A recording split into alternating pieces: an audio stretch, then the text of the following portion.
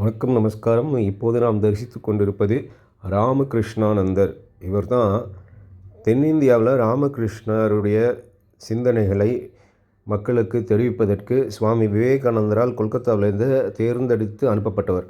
மயிலாப்பூர் மடம் இவரால் தான் நிறுவப்பட்டது. நல்லா தெரிஞ்சுக்கிறது ரொம்ப முக்கியம். சென்னையில் முதல்ல இருந்த பழைய கோயில், முதல் கோயில் அப்படின்ற இடத்துல ராமகிருஷ்ணர், சாரதா தேவி அவங்களுடைய படம் பார்க்குறோம். பெருந்தலைவர் காமராஜர் அந்த காலத்தில் இந்த மடத்தில் நிறைய பேசியிருக்கிறாங்க. பக்தர்களுடன் பக்தர்களாக இருந்து கவனித்திருக்கிறாங்க. சன்னியாசிகள் சொல்கிறத அதை தான் நம்ம பார்க்குறோம். இப்போதைய தலைவர்கள் என்ன பண்ணுறாங்கன்னு அவங்களே கேட்டுக்கணும். நம்ம மயிலாப்பூர் மடம் அப்படின்றது ரொம்ப ஒரு விசேஷமான மடம். ஏன்னா நிறைய ஆன்மீக செம்மல்கள் சொல்லணுன்னா சாரதா தேவி அம்மையார் திருத்தலத்திற்கு வந்திருக்கிறாங்க.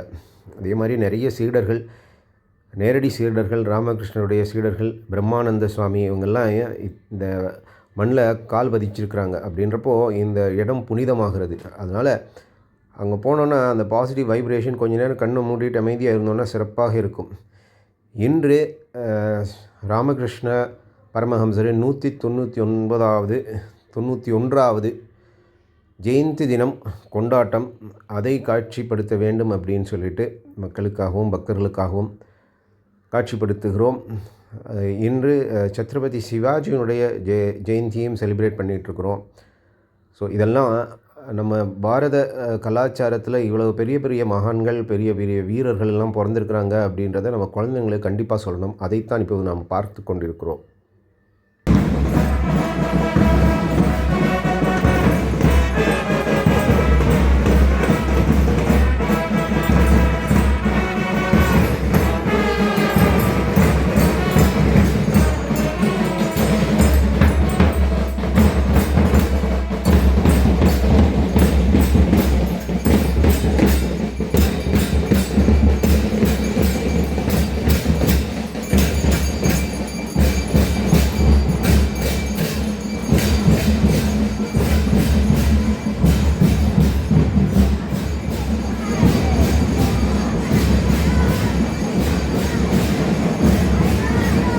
இப்போ பார்த்துக்கிட்டு இருக்கிற இந்த புதிய கோவில் அப்படின்னு சொல்கிற கோவில் 25 வருடங்களாக சென்னை மயிலாப்பூர் மடத்தில் மக்களுக்காக சேவை பண்ணிக்கிட்டு இருக்கிறாங்க.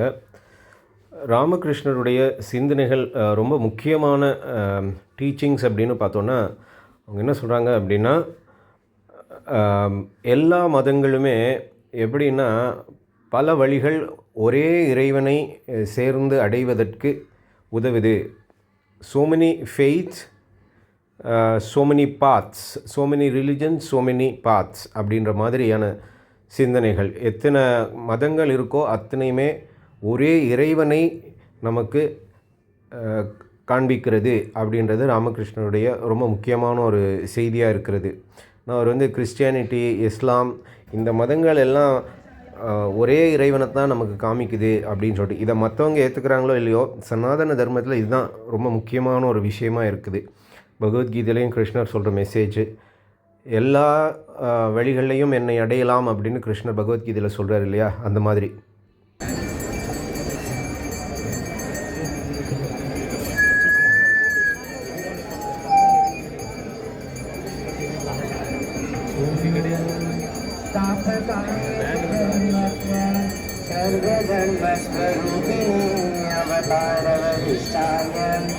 रामकृष्णाय ते नमः।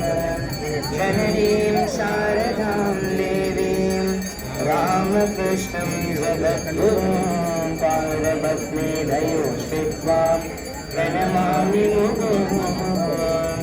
नमः श्रीयतिराजाय विवेकानन्दसूरये सच्चित्सुखस्वरूपाय स्वामिने तापहारिणे।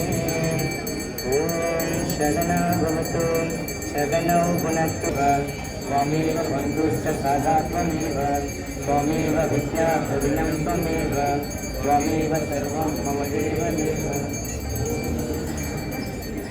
श्री महामाये के जय, श्री स्वामीजी महाराज के जय, श्री स्वामी ब्रह्मानंद महाराज के जय, श्री स्वामी रामकृष्णानंद महाराज